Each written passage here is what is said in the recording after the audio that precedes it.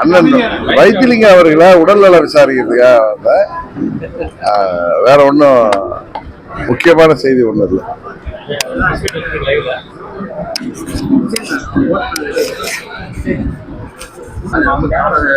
கொடநாடு வழக்கு நடந்துட்டு இருக்கு. ஆமா, அந்த உளவுத்துறை அந்த அதிகாரிகள் எந்த ஒரு நடவடிக்கை யாரு மேல இந்த கேஸ் அப்படியே கிடப்பிலே கிடக்கு.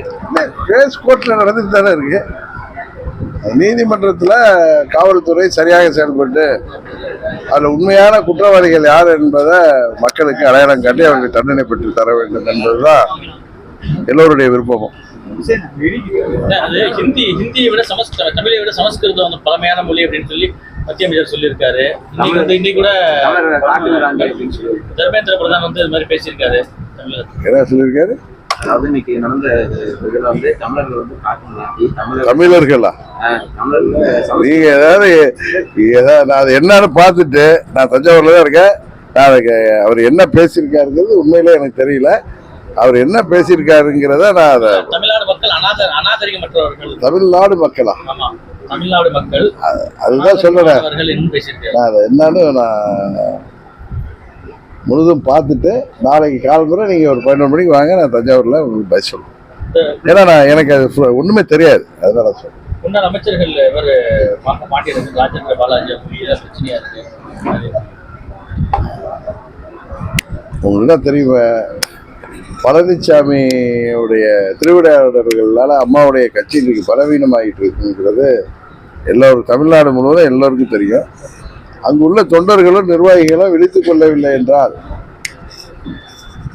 அம்மாவின் கட்சி தேர்தலுக்கு பிறகு மூடு விழா பழனிசாமி நடத்தி விடுவார்னு நான் பல முறை சொல்லிட்டு வரேன். அதுதான் இன்றைக்கு சொல்றேன்.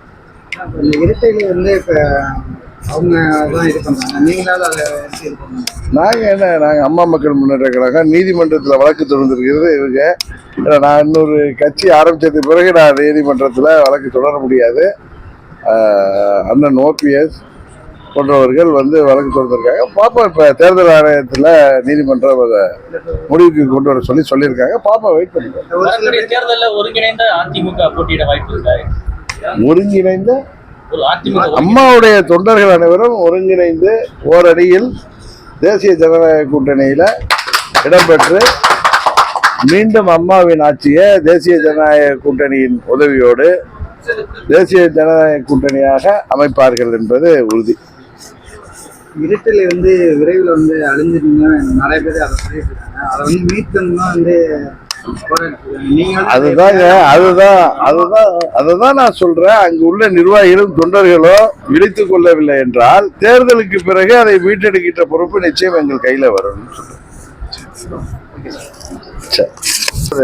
அண்ணனுடைய உடல்நலம் விசாரிக்க வந்தா 2 பேர் அரசியல்வாதிகள் உறுதியாக அரசியல் பேசியிருப்போம்.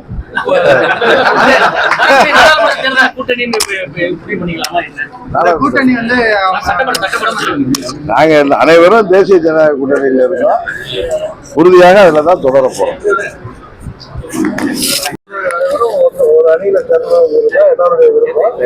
அதுக்கு தடையாக இருப்பவர்கள் வருங்காலத்தில் அதுக்கு பதில் சொல்ற மாதிரி சூழ்நிலை. இந்த கை மாட்டிக்கிட்டு இருக்கு எனக்கு.